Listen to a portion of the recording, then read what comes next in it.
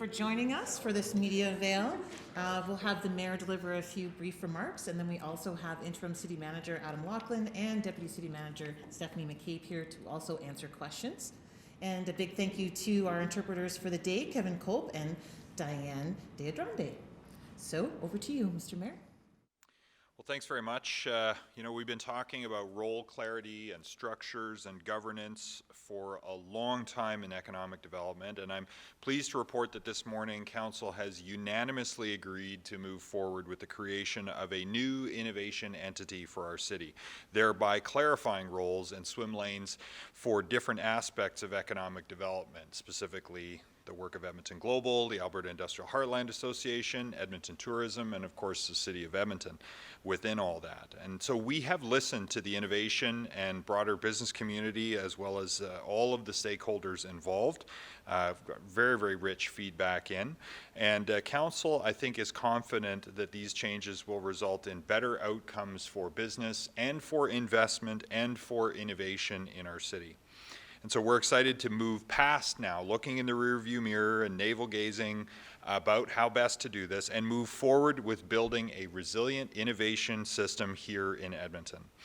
Now, we know that the innovation community is a diverse one with many different perspectives, and we've heard most of them, I think, but I really am encouraged by City Council's courage and leadership today in setting up a new authority to respond to our community's needs in the right way. Our city's innovation ecosystem has been under the microscope for long enough, and it's now time to push ahead and send a signal to this community, its funders, its entrepreneurs. But let me be clear that from here on in, this is how we're going to do things. Now, perhaps in the future, people will question it and there'll be room for improvement, but we are going to recruit a board and a CEO that is going to continue to respond to feedback from the community, but in a focused way that delivers the support that entrepreneurs are looking for from everything that we've heard over the last 2 years of engagement. So the purpose of the new innovation entity is to support Edmonton's interconnected and evolving ecosystem, which generates economic growth for our region and for our province and eventually for our country through innovative businesses, products, and services. The new entity will be able to respond to the innovations community's needs and take a coordinated approach to helping to diversify Edmonton and Alberta's economy. Now, the pandemic has had, of course, a devastating impact on our city's economy. We're not alone in that. And sectors that we've relied on in previous years have been hit especially hard. There is a glimmer of hope, however. Economic downturns in the past have led to the emergence of some of the world's most successful and best-known companies. And many of these companies started out as startups and in tech and in innovation. And so that's why this work is even more critical. Of course, it had started before COVID-19, but in a post-COVID environment, this innovation and this diversification will be essential to building a more resilient economy here in our city. The new innovation entity will support and coordinate Edmonton's innovation community after the pandemic emergency to encourage and support investors, entrepreneurs, and scale-ups using a more integrated and focused approach than in the past. So happy to take your questions on this and anything else that's come up in the last little while, but why don't we start on the innovation piece? And we have 8 of you on the line. So first I'll go to Vinesh at Global. Vinesh? Hi, Mayor. Yes, can you just talk about, a lot of people accuse City Hall of bureaucracy, and there was talk about this new innovation authority being quite nimble. Can you just expand upon that and just talk about what you know about the oversight to ensure that this new authority will actually do the work it does without getting kind of bogged down in the kind of nitty-gritty of it? So I think this is one of the reasons why we're establishing an arm's length entity rather than trying to create an office of innovation embedded within the City of Edmonton. Not for a minute to suggest that the city doesn't need to be innovative and entrepreneurial in our thinking as well, but specifically to serve innovators and entrepreneurs in the tech-enabled space, we wanted to create an entity that would be comprised of them for them. So it will have a board of people with expertise in this area. That board will hire their own CEO, someone who the board will have confidence can meet the needs of the community. And it will both report to the community as its primary sort of stakeholders and clients, as well as to the City of Edmonton. And so we will maintain oversight by appointing the board and by funding the entity, and it will have to report on its performance, which will include the satisfaction of its clientele as one of the key metrics to demonstrate to City Council and through us to taxpayers that we're getting good value because the entrepreneurs hopefully are happy with the services and programs that are being made available to them. So that's how we will judge and hold accountable on behalf of the public as a funder the success of an arm's length entity really tailored to and populated by members of the ecosystem who will help lead it as directors and as staff, rather than embedding it directly within the administration of the City of Edmonton. Thank you. Do you have a follow-up, Finish? Yes, I do, and I apologize. This kind of caught me off guard. This relates to the Edmonton tourism and the potential for taking over K-Days and Farm Fair. Mayor, is this the first you've heard about this? And then potentially, what are timelines for this? When will clarity be around related to that? And what does this mean for Northlands down the road? Well, I can't speak for Northlands. They're an arm's length organization, but I do know that for many years now there have been challenges as the organization has adjusted to changing realities. The most recent challenge that Northlands has faced is that the government of Alberta has cut funding that they provided to it as an agriculture society from $7 million a year to $3 million, and I understand the signal is to continue to erode that.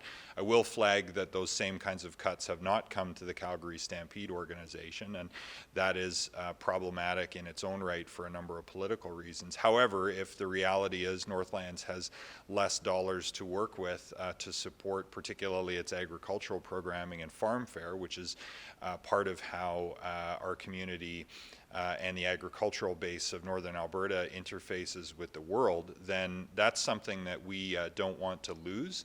And to the extent that Northlands hosts a number of major events, including K-Days, making sure that as that organization endures cuts from the provincial government, that we don't lose particularly Farm Fair, and also find some way to have a major summer fair in the city, whatever that looks like in a post-pandemic environment.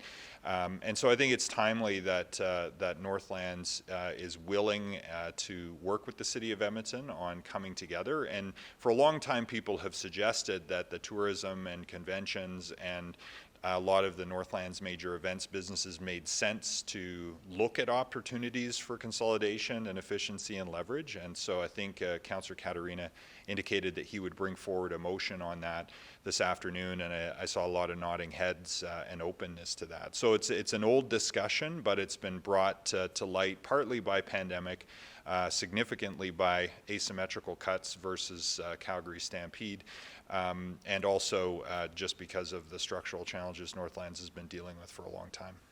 Thank you. Natasha from CBC, you're next. Natasha? Hi, thank you.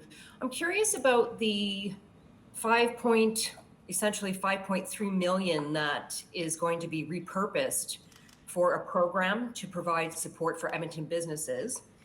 Would somebody be able to expand or explain how that money is going to be used? Well, the report at a high level indicates that we'll be able to use some of it through existing channels like a facade improvement, for example, to support the reactivation of street life and support businesses in our, particularly in our pedestrian shopping areas, the business improvement areas. But the report also indicates that there'll be further work done to determine and hear from businesses what kind of support they might need. And so there'll be more on that later. Okay. Natasha, did you have any follow-up to that?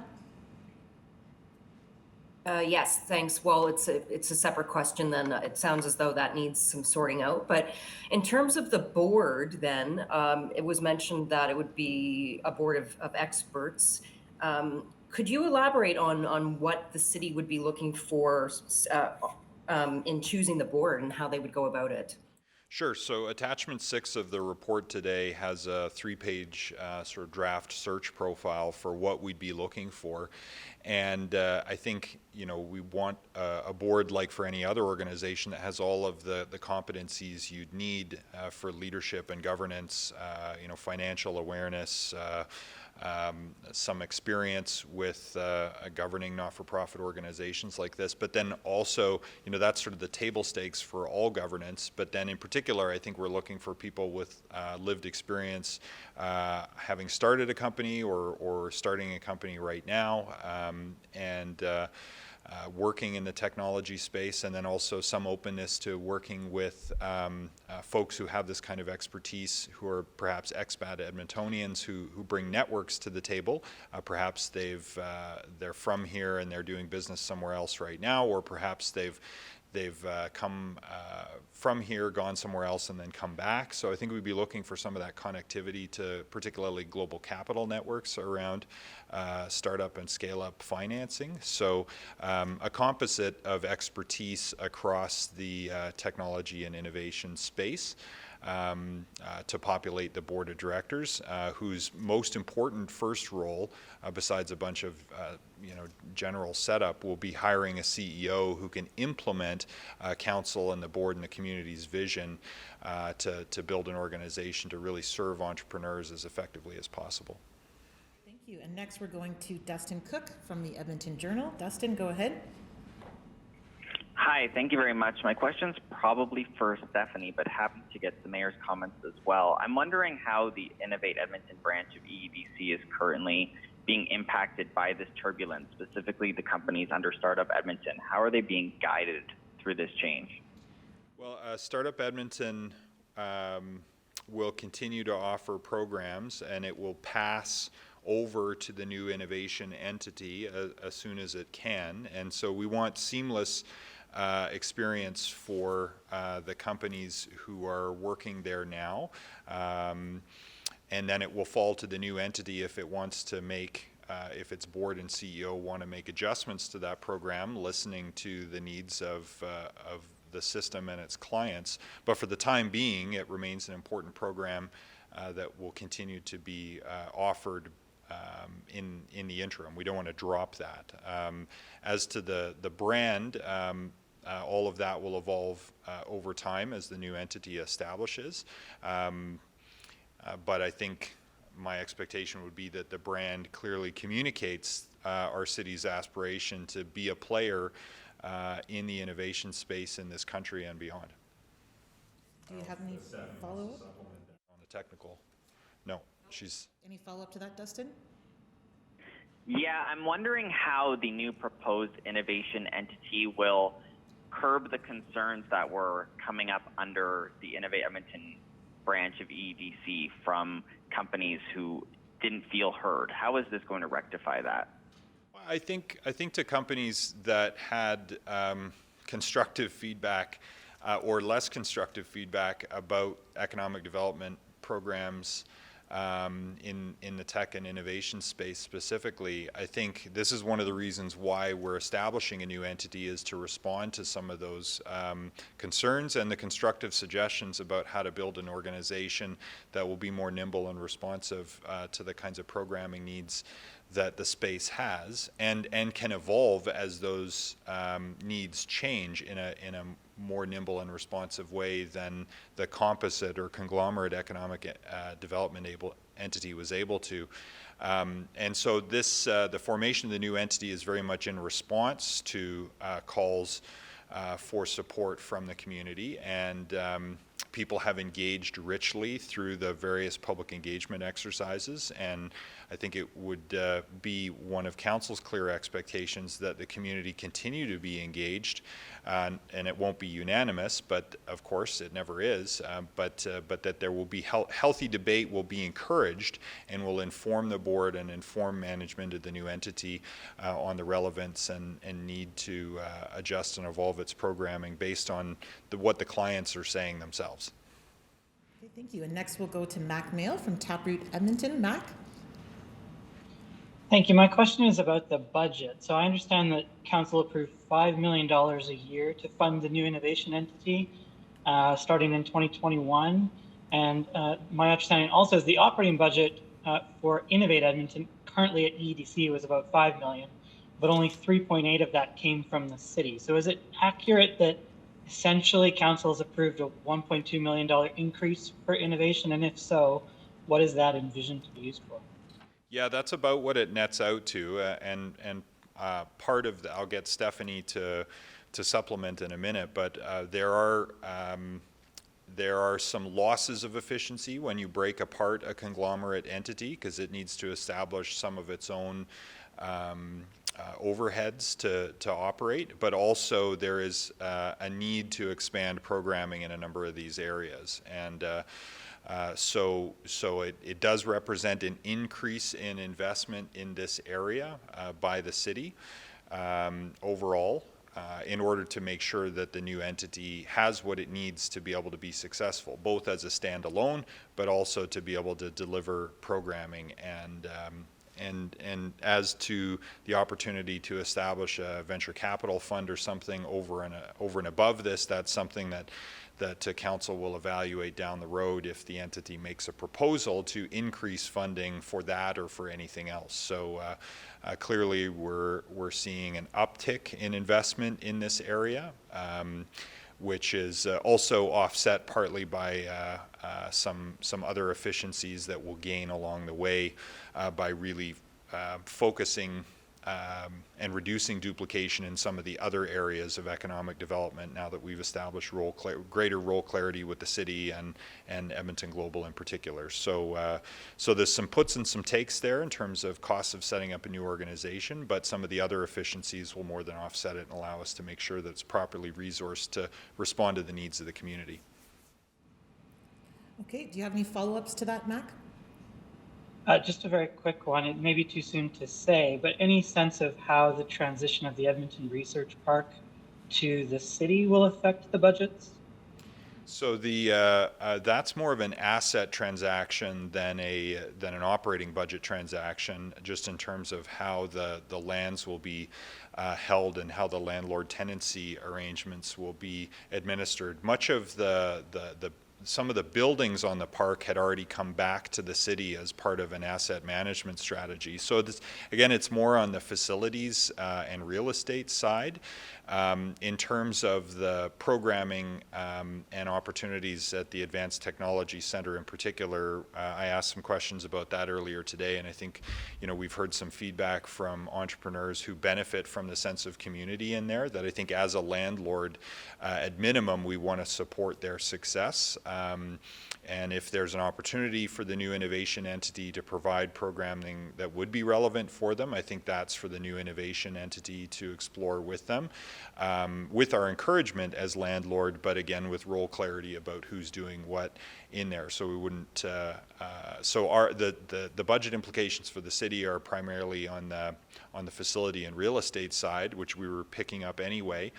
So it's more kind of non-cash transactions, holding company kind of transactions around the research park. And then for programming, it was fairly self-serve, but companies were sort of incubated in the Advanced Technology Center, and I think we want to see that opportunity continue for them if it works for them on a commercial basis as tenants first and foremost. Okay, thank you. And next we go to Keith from the Edmonton Journal. Keith? Hi there. You can hear me? I sure can. Go ahead. Great. Okay. There was some commentary in the council discussion about de-risking, which I didn't quite understand. And I understand the future board will have to figure this out, but how do you de-risk an operation like this? I think the de-risking was mostly in reference to the venture capital fund, or ways to get in the business of supporting the growth of companies financially here in the city. And the riskiest way to do that is for governments to pick winners and losers, if I can lean on that trope a little bit, by granting or directly buying a stake in companies. And I want to be crystal clear that there's no suggestion that we should get into doing that as a city of Edmonton. We want to support an ecosystem of company growth. We've heard that one of the gaps for company growth here is access to early stage capital, both at the angel and at the venture stage, but early in the growth of a company, that accessing capital is a challenge. And so one possible way to do that would be to establish a fund that would work with companies here.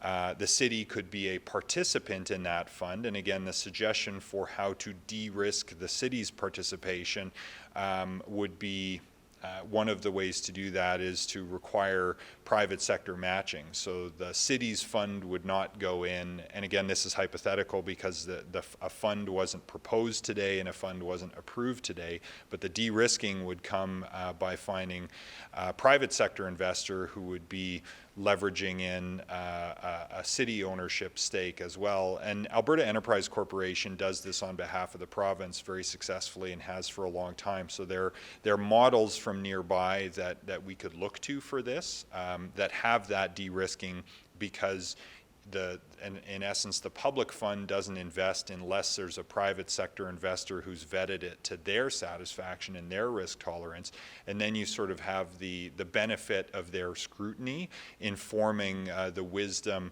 of any investment of any public funds, not as a grant, but as an equity play in a company. And so there are ways to do it. Other jurisdictions have set them up. I've long thought it would be worth investigating, but I'm very grateful that we'll have a board and management at this new entity who would design that pitch if it comes forward to City Council.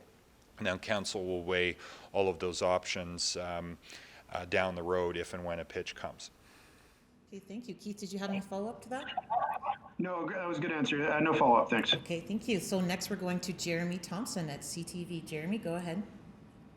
Hi there. I just want to make sure I got a good handle on the money and the funding for this thing. The motion that you passed has what looks like millions of dollars just sort of being rearranged within various existing budgets. You're saying the funding for the new entity will be about $5 million a year, but what's going on with all that other money in the motion?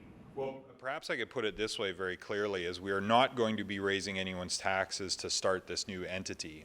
What we're doing is taking dollars that we have been spending in economic development and moving them around within the economic development space. So some of the dollars that we're going to EEDC to support a variety of different economic development activity are being redistributed as we narrow EEDC's focus from now on to tourism and convention space, which they do very, very well. So that frees up dollars that are in the existing budget and in the existing property tax base to be reallocated first to this new innovation entity, and then to support some other economic development and marketing activity that the city is going to take a more active role in now that we had delegated to EEDC previously. So that's one of the ways we're able to move resources around. That's why it does look like resources are being shuffled, because they are. And essentially they're being reprioritized and restructured to get best results going forward without injecting new dollars into the system. Is that clear for you, Jeremy, or do you have any follow-up? One quick bonus question, maybe, if I can ask it. Just the timeline on this. We got a bit of a peek at a timeline during the presentation there, but when do you see, entrepreneurs and folks who are leading on this type of entity, when do you expect them to start noticing a change or a different experience about, their participation with this? Well, I hope people will notice a change in the city's posture and commitment as of today with this decision, and that they'll see the city's commitment to their success and to our city's economic diversification and growth over time, and that there will be a bit of a sigh of relief with that amidst the backdrop of uncertainty in the economy generally.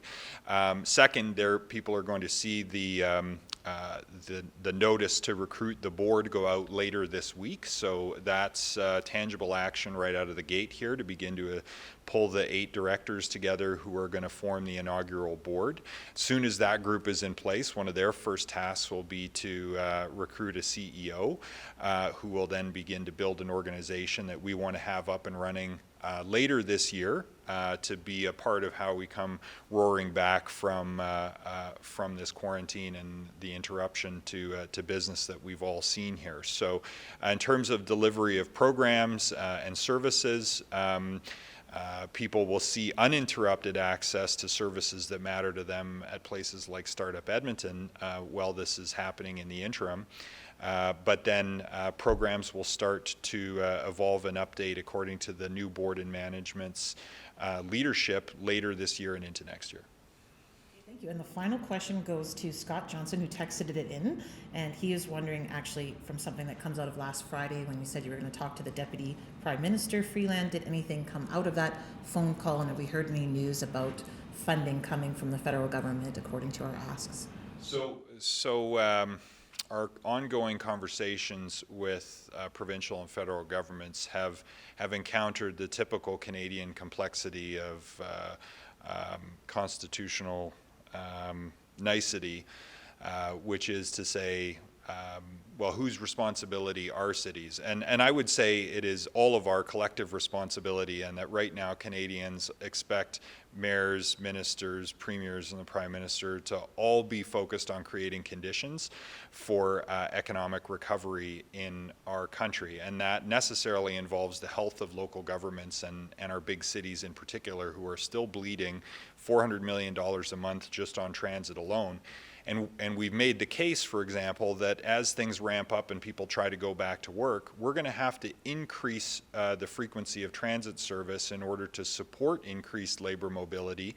And likely that's actually going to deepen that $400 million a month hole that we're already trying to find a way to fill in to something even bigger. And right now, Canadian cities are not in a position to actually scale up things like transit and continue to deliver emergency services amidst the financial challenges that we're facing. And so it is, so we have heard that the federal government is concerned about singularly taking on that challenge and expects provinces who are the stewards of municipalities under the Constitution to have an active role in this, because they will also benefit from the economic resurgence and resilience that local governments will be essential to. And so that is a fair observation. What is now needed, in addition to relentless pressure from mayors who are becoming quite frustrated that we're caught in this jurisdictional gap, is a clear signal from provincial and federal leaders that the success and health of their local governments is just as important as the success of health of businesses who are being looked after and households that are being looked after, to the extent that we are critical to the country's economic resiliency and recovery. And with that statement, then work in goodwill to find the appropriate apportionment of costs and benefits. But I made the point that we're getting to the edge whereby the further cuts that we would make would begin to create the austerity that would offset the stimulus that senior orders of governments want to start to roll out. That is to say, the scale down of services or the scale back of infrastructure in cities at precisely the time when we're trying to relaunch. So without support, we're not going to be able to help. We may actually be forced to start to hinder Canada's economic recovery, and that's not what we want to do, but if we don't get help, that's where we're going to wind up. So the situation is unfortunately becoming more dire, and a clear signal that premiers and the Prime Minister understand our issue and want to help would allow us the breathing room to work out mechanisms. Being lost in the jurisdictional shuffle, I mean, we're kind of used to it in a way because it's where we've lived forever, but at a time like this, it really is quite frustrating while we're trying to tend to issues on the ground. And on that note, we are closing out this media availability. Thank you so much to everyone. Have a great day. Thanks.